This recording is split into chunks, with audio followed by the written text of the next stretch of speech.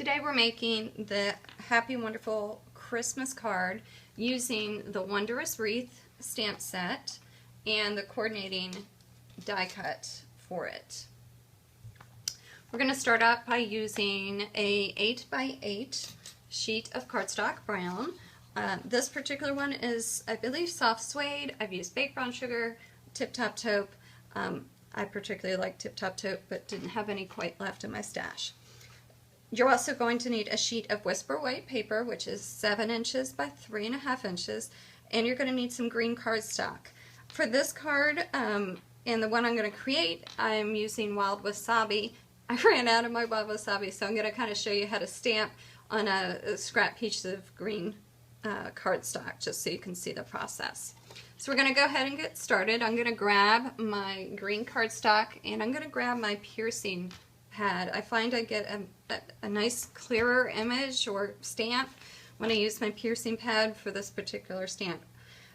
So I'm going to start out by taking my big Wondrous Wreath, my base, and I'm going to take my Versamark and go ahead and load that up really well. And if you stamp and by mistake you get this little tab here, that's okay, because in this card we're going to cut that out. So I'm going to put this down here, give it a nice even pressure, take it up, and there's our base. The next step is to add our accent leaves on, and I'm using Mossy Meadow. This is what I used with my Wild Wasabi, and I really kind of liked that contrast. So I'm going to take that, my stamp pad,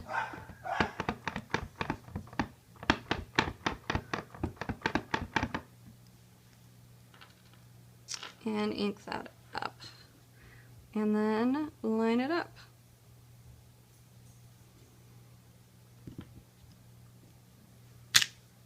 There we go. Okay, while I have my Wild Wasabi, or my Mossy Meadow, excuse my dog, Mossy Meadow out, I'm going to take my white cardstock, flip it over because I got ink on my thumb and now ink on my white. Ink up my sentiment, which is Happy Wonderful Christmas, and I'm going to stamp that in the lower corner. Like so. Okay, so now I am done with my ink and I can put this away. Okay, I'm going to pull back my wreath that I stamped here, and I'm going to show you a little trick. So we're going to use the die cut to cut him out, which I've already done in my Wild Wasabi paper, just to confuse you apparently. Need to reorder. So I'm going to take this, and this little tab goes wherever you've stamped. So I know I've stamped in this orientation. You notice this little guy that sticks out. He kind of fits right into that little slot there, kind of like a key, like so. Let's line him up. Makes it just a little bit easier if you know that little trick. And then that way I can put him right on. And of course I'd be doing this on my die cut magnetic pad, which helps tremendously. And there we go, we've lined it up.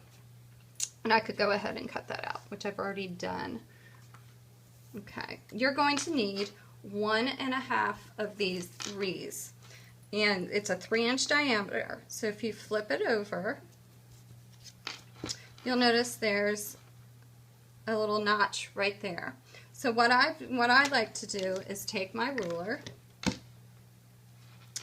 line that notch up on my 2-inch mark, and kind of line it up.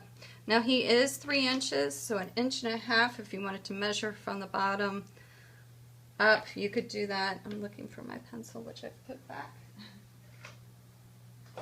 So I'm just going to go ahead and mark, and then I'm just going to use my scissors to cut it out. You could mark it and then use your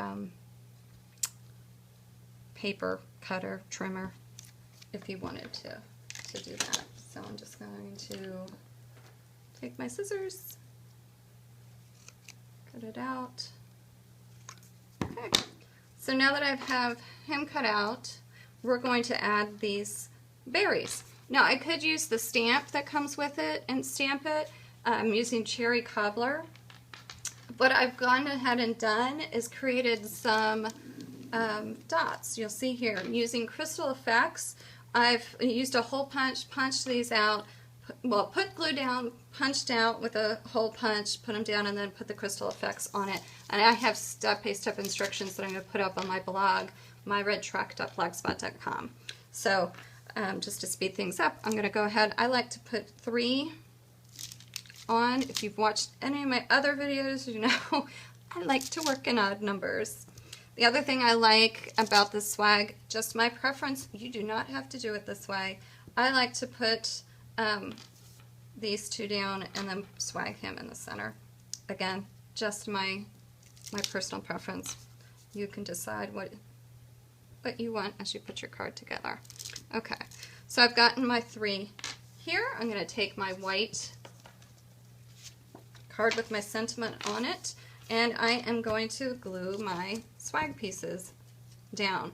I like to use this Tombow adhesive. Actually, that's what I use to create my cranberry or my cherry cobbler dots. You know, you could pretty much use whatever adhesive you want.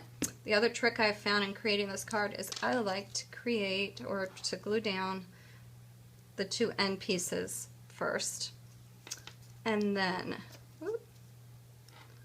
glue down the center. Yeah, man. Of course, you can always use your adhesive remover tool if you get any extra adhesive. So there's our lovely swag, and he's all ready to be glued down. Looks a little uneven there. It's all ready to be glued down onto our card base. Now this is, I believe, baked brown sugar. Again, I've used Tip Top Taupe. This is an 8 by 8 sheet of cardstock, which I am going to fold in half. I would definitely recommend, because the length of this, using your scoreboard and your bone folder. So there's our card. I'm going to flip this guy over and add my adhesive to the back. And again, it's an 8 by 8 sheet of cardstock, folded in half as your card base, and that fits very well into a business size envelope, or you can create your own. The white piece that it's all glued down to is 7 inches by 3.5 inches wide, and then you're going to need a piece of green. I used Wild Wasabi in this with Mossy Meadow as my green and the Versamark. And again, I'm going to have this all on my blog, myredtruck.blogspot.com. So there's our Christmas in July, Happy Wonderful Christmas card. A little unusual shape, which is what I like about it.